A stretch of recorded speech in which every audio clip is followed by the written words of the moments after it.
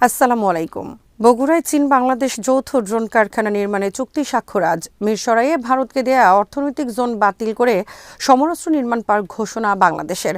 গাত্রদাহ ভারতের দালালদের। আকস্মিক ইরানের পক্ষে বড় অবস্থান নিল সংযুক্ত আরব আমিরাত। ভেনিজুয়েলায় আধুনিক সনিক অস্ত্র পরীক্ষা যুক্তরাষ্ট্রের। ভারতের বিপক্ষে ম্যাচ বাতিল করতে পারে পাকিস্তান। বিডিভিউজ ইনফোটেনমেন্টে স্বাগত জানাচ্ছি আমি সুরভি দিবা। আজ জানাবো বাংলাদেশ ও আন্তর্জাতিক প্রতিরক্ষা কূটনীতি সংক্রান্ত গুরুত্বপূর্ণ কিছু খবর। ভেনিজুয়েলায় নতুন ভয়ঙ্কর এক অস্ত্রের পরীক্ষা চালিয়েছে যুক্তরাষ্ট্র। ভেনিজুয়েলার প্রতিরক্ষা মন্ত্রী ভ্লাদিমির পাদ্রিনো লোপেজ অভিযোগ করে বলেছেন, ভেনিজুয়েলাকে অস্ত্র পরীক্ষার ল্যাবরেটরি হিসেবে ব্যবহার করেছে যুক্তরাষ্ট্র। প্রেসিডেন্ট নিকোলাস মাদুরোকে অপহরণের সময় যুক্তরাষ্ট্র এমন আধুনিক প্রযুক্তির এআই অস্ত্র ব্যবহার করেছে যা তারা এর আগে কোথাও ব্যবহার করেনি। নিকোলাস মাদুরোকে অপহরণের সময় ব্যতিক্রমী অস্ত্র ব্যবহারের কথা রোববার স্বীকার করেছেন যুক্তরাষ্ট্রের প্রেসিডেন্ট ডোনাল্ড ট্রাম্প। ট্রাম্প এ অস্ত্রের নাম উল্লেখ করেছেন ডিসকম্বোবুলেটর হিসেবে। ট্রাম্প লিখেছেন, এ বিষয়ে বিস্তারিত প্রকাশের ক্ষেত্রে বাধা রয়েছে আমার উপর, তবে এটা ছিল সনিক ওয়েপন এবং বর্তমানে অন্য কারো কাছে নেই এই অস্ত্র। ৩রা জানুয়ারি ভেনিজুয়েলার প্রেসিডেন্টকে অপহরণের সময় যুক্তরাষ্ট্রের হামলায় নিহত হয়েছে ভেনিজুয়েলা ও কিউবার শতাধিক সেনা। এ হামলায় বেঁচে যাওয়া এক সেনা জানিয়েছেন, আমি এটুকু বলতে পারি সেটা ছিল একটা সনিক ওয়েপন। এটা নিক্ষেপের পর তীব্র শব্দ তরঙ্গ সৃষ্টি হয়। আমার মনে হচ্ছিল আমার মাথা ভেতরের কোনো বিস্ফোরণ ঘটেছে। আমার নাক দিয়ে রক্ত বের হয় সঙ্গে সঙ্গে। আমরা সঙ্গে সঙ্গে মাটিতে পড়ে গেলাম এবং নড়াচড়া করতে পারলাম না। দ্বিতীয় মেয়াদে ক্ষমতায় বসার পর চীন ও রাশিয়ার সাথে অস্ত্র প্রতিযোগিতা বিষয়ে ডোনাল্ড ট্রাম্প বলেছেন, আমাদের কাছে বিস্ময়কর অস্ত্র রয়েছে। এ অস্ত্র নেই বিশ্বের অন্য কোনো দেশের কাছে। এমনকি আমাদের এই অস্ত্র সম্পর্কে তাদের কোনো ধারণাও নেই। সমর বিশ্লেষকদের মতে সম্ভবত ডোনাল্ড ট্রাম্প এই সনিক ওয়েপনের কথাই তখন বুঝিয়েছেন ব্যতিক্রমী অস্ত্র বলতে। সংযুক্ত আরব আমিরাত বলেছে, ইরানে হামলার ক্ষেত্রে তারা তাদের আকাশ সীমা, সমুদ্র সীমা ও ভূমি ব্যবহারের অনুমতি দেবে না যুক্তরাষ্ট্রকে। সোমবার দেশটির পররাষ্ট্র মন্ত্রণালয়ের এক বিবৃতিতে জানানো হয়েছে এই তথ্য। বিবৃতিতে বলা হয়েছে, সংযুক্ত আরব আমিরাত ইরানে হামলার ক্ষেত্রে যুক্তরাষ্ট্রকে কোনো ধরনের লজিস্টিক সাপোর্টও দেবে না।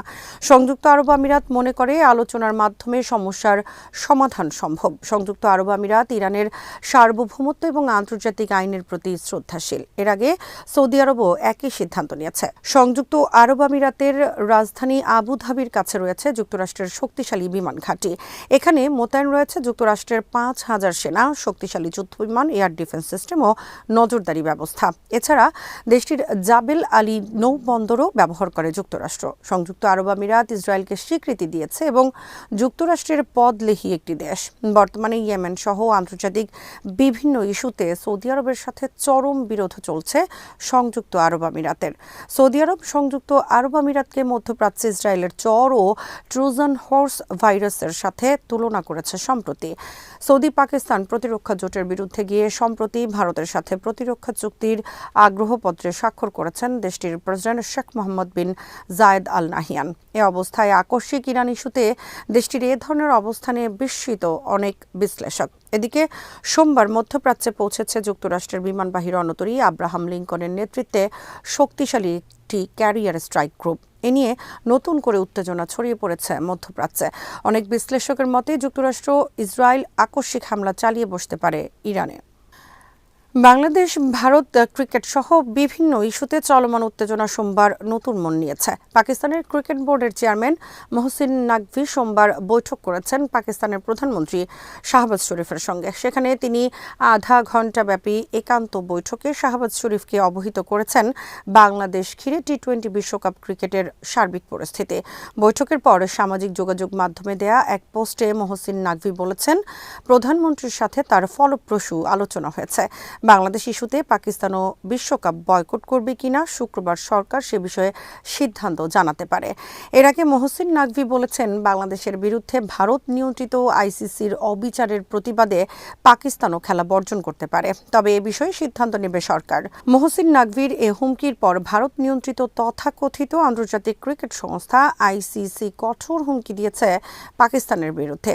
আইসিসি বলেছে, পাকিস্তান খেলা বর্জন করলে তাদেরকে আন্তর্জাতিক ক্রিকেট ক্রিকেট থেকে স্থায়ীভাবে বহিষ্কার করা হবে। সোমবার মোহসিন নাকভি প্রধানমন্ত্রীর সাথে খেলা নিয়ে বৈঠকের পর ভারতের বিভিন্ন মহলের মনে আতঙ্ক ছড়িয়ে পড়েছে। তারা মনে করছে পাকিস্তান সত্যি খেলা বর্জন করতে পারে, এটা নিছক কোনো হুমকি নয়। ভারতের বিভিন্ন গণমাধ্যমের খবরে বলা হয়েছে পাকিস্তান পুরো খেলা বর্জন করবে না, তবে ভারতের বিরুদ্ধে ম্যাচগুলো বর্জন করতে পারে।